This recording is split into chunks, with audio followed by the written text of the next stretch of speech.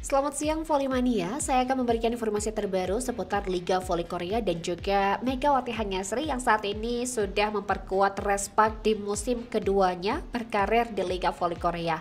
Nah, menjelang pertandingan melawan Hyundai Hellstate yang akan berlangsung besok Jumat 7 Februari 2025, ternyata Volley pelatih Respak Ko Hae-jin punya kartu baru nih untuk peran Megawati Hanyasri. Ya, di mana pelatih Respak Ko Hae-jin memiliki kartu baru untuk Megawati pasca Nohran buat kesalahan. Ya, Megawati Hanyasri pemain andalan Respak dikenal dengan smash dan jump serve yang cukup kuat. Tetapi ia juga memiliki kemampuan unik lainnya. Selain berperan sebagai opposite hitter, Megawati juga mampu merangkap sebagai setter dan juga spiker. Ia bahkan pernah mengungkapkan keinginannya untuk bermain di posisi lain, khususnya sebagai setter. Keinginan tersebut dibuktikan Megawati saat pertandingan melawan Haipas di putaran pertama V-League 2025. Nah, dalam pertandingan tersebut, Mega menunjukkan keterampilan barunya. Dia hanya piawai dalam melepas spike tajam. Dalam artian tidak hanya punya kemampuan dalam melepas spike tajam dan keras, tetapi juga sebagai setter yang cukup andal. Salah satu momen penting terjadi ketika Nohran melakukan kesalahan dalam mengantisipasi servis dari pemain Haipas sehingga bola tidak mengarah ke setter utama Yum Hae-sun. Bola tersebut justru menuju ke arah Megawati yang sedang bersiap untuk melakukan spike. Tanpa ragu Megawati menunjukkan kemampuannya sebagai setter dengan memberikan umpan sempurna kepada Fajar Bukilik yang berhasil dikonversikan menjadi poin. Nah, aksi ini Volley menegaskan bahwa Mega adalah pemain serba bisa. Bahkan media V-League memberikan komentar atas dan analisis mereka menyatakan bahwa para setter Korea bisa merasa minder melihat kemampuan Megawati yang serba bisa. Selain itu juga Volley kemampuan ganda yang dimiliki oleh Mega membuatnya menjadi incaran banyak tim untuk bisa mendapatkan tanda tangannya.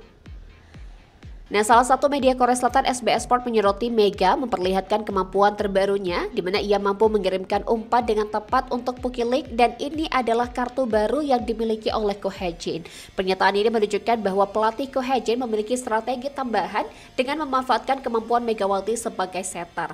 Melihat perkembangan ini, tampaknya Megawati juga mendapatkan bimbingan yang tepat di sektor pengumpanan.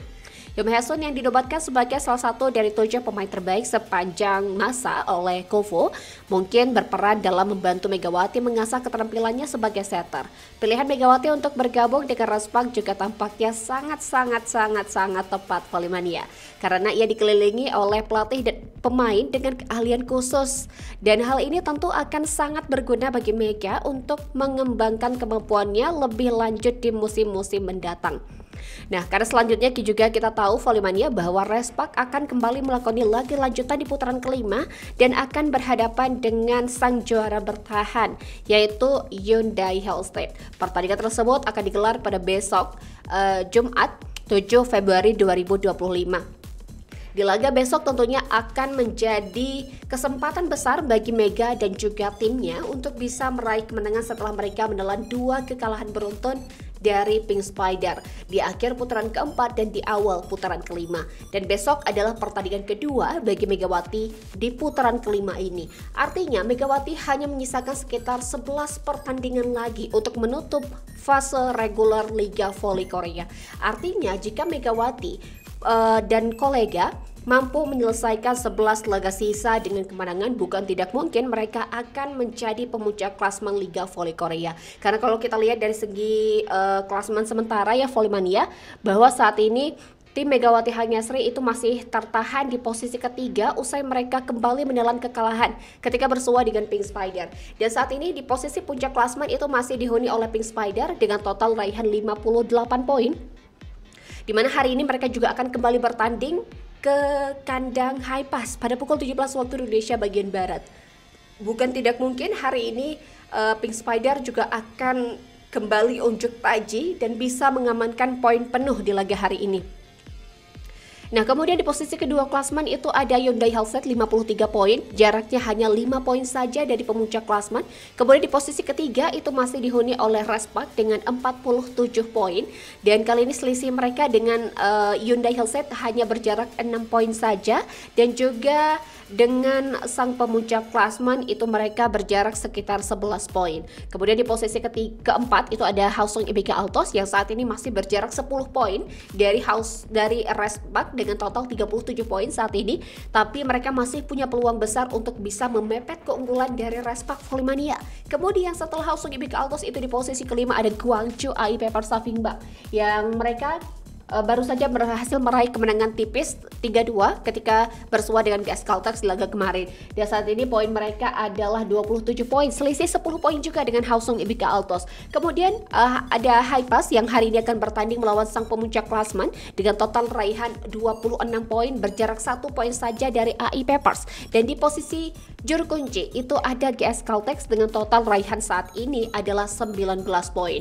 Meskipun saat ini GS Caltex itu ada di posisi juru kunci, tapi pemain asing mereka Giselle Silva Volley-Mania berhasil duduk sebagai pemuncak top skor sementara Liga Volley Korea. Bahkan di laga kemarin ketika bersua dengan AI Peppers itu Silva berhasil mengemas 55 poin dari 106 percobaan, luar biasa sekali.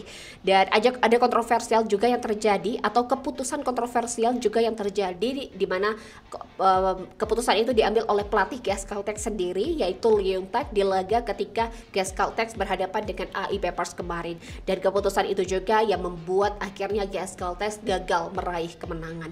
Oke, segitu dulu untuk informasi hari ini Volley-Mania. Sampai ketemu lagi di informasi baru berikutnya.